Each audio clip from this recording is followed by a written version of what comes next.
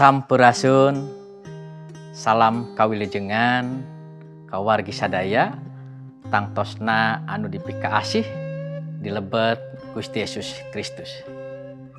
Wargi nu dipikaasih dilebet Nabi Gusti Yesus Kristus, danget ayeuna abdi bade medar perkawis ulah salempang.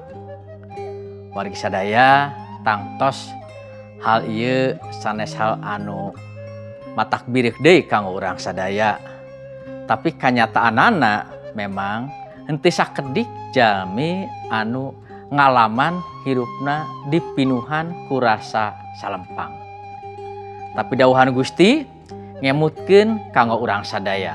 Ukituna urang bade medar dawuhan Gusti anu dicandak tina Matius pasal anu kagenep ayat anu ka-25. Ieu unggalna dawuhan Gusti. Nu matak kami ngingetan, hirup teh ulah salempang sieun teu manggih dahareun atawa inumeun. Ulah salempang awak teu kabajuan. Hirup teh lain leuwih tibatan dahareun, awak leuwih penting tibatan pakaian. Wargi sadaya anu dipikaasih dilebet Nabi Gusti, memang seueur alesan kanggo jalmi ngagaduhan rasa salempang. Sokomo upami dipayunkeun sareng kanyataan kahirupan anu tangtos henteu dipiharep kajadian tina dirina. Contona panginten danget ayeuna sabada aya wabah corona. Teu sirikna jalmi hirup dirundung ku rasa salempang. Sieun kitu, sieun ieu, kumaha kitu, kumaha kieu. Tapi tangtos upami urang ninggal kana pangandika Gusti, anu pasti pangandika Gusti nyaurkeun supados urang ulah ngagaduhan rasa salempang. Anu ngajanten patarosanana kanggo urang sadaya, naon margina urang teu kenging salempang.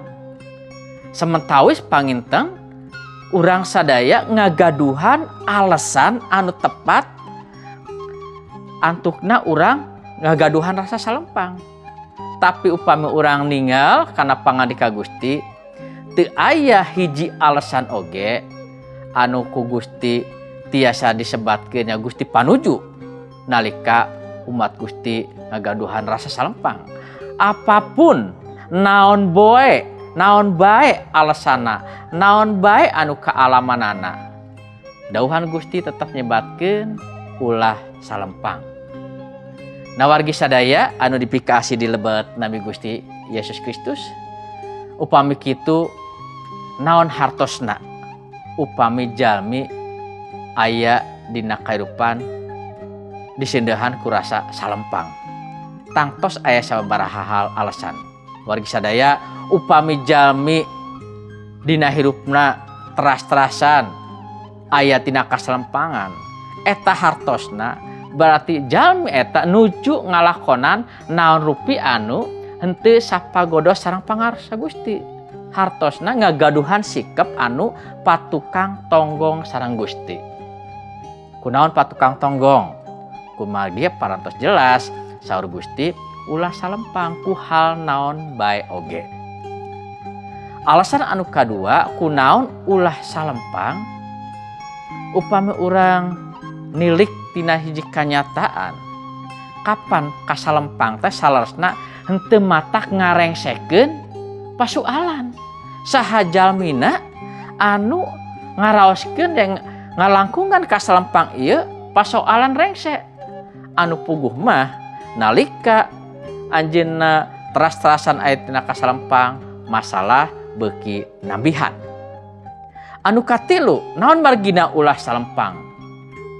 Biasana upami aya kasalempang palawargi sadaya ieu tiasa ngakibatkeun ngabalukarkeun jalmi eta ngagaduhan pikiran-pikiran anu negatif. Negatif ka Gusti, negatif ka anu sanes, negatif oge ka diri. Aduh Gusti kunaon Gusti teh betega. Atapi ka diri nyalira, saya teh kunaon kieu. Eta jadi ngabalaukarkeun pikiran anu negatif. Nah sabalikna palawarik sadaya, nalika urang ngalarapkeun dauhan Gusti, hartosna urang hirup dibarenganku rasa anu optimis, anu teu dirungrung ku rasa salempang, naon kanyataanana? Ieu ngabuktoskeun yen urang salaku umat Gusti anu ngagaduhan rasa percaya kana rarancang Gusti. Yen Gusti gaduh rarancang endah ke dirina, sok sanajan diparangkeun sareng hal anu henteu dipikahoyong ku dirina. Hal anu kadua, nalika jalmi eta henteu salempang hartosna, jalmi eta teh ngabuktoskeun yen anjeunna ngandel ka Gusti. Memang upami ngandalkeun kana awak nyalira mah tangtos tos kaukur, teu gaduh anu, teu bisa anu. Tapi upami ngandal ka Gusti, pasti Gusti tiasa mintonkeun hal anu ajaib. Anu katiluna tiasa ditebihkeun tina pikiran anu negatif. Anu kaopat tiasa masihan hal anu sae keur dirina. Sareng anu terakhir nyata tiasa nunjukkeun patekadan anu bulet, percanten anu bulet anu sagemblengna ka Gusti. Nu mawi kitu wargi sadaya, hiji hal anu kedah urang dipigaduh tina hirup urang, ulah salempang, ulah hariwang, pasrahkeun diri ka Gusti, cumantel ka Gusti, naon bae anu ku Gusti dipidamel, Gusti ngagaduhan perkara anu endah kanggo urang sadaya. Mugia dauhan Gusti tiasa ngiatkeun ngajanten berkat kanggo kahirupan urang sadaya dina milampah dina mayunan sagala kanyataan anu ku Gusti diizinkeun terjadi tina kahirupan urang danget ayeuna.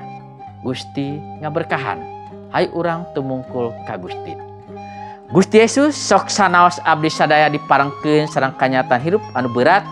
Mugia dauhan Gusti tiasa dilarapkeun tina kahirupan abdi sadaya, abdi teu salempang, abdi teu hariwang, dumeh Gusti ngagaduhan rancangan anu enggal tina kahirupan abdi sadaya, rancana anu endah tina kahirupan abdi sadaya. Hatur nuhun Gusti, mung dilebet nami Gusti Yesus Kristus, abdi nyanakeun paneda sareng ucapan syukur ieu. Haleluya. Amin.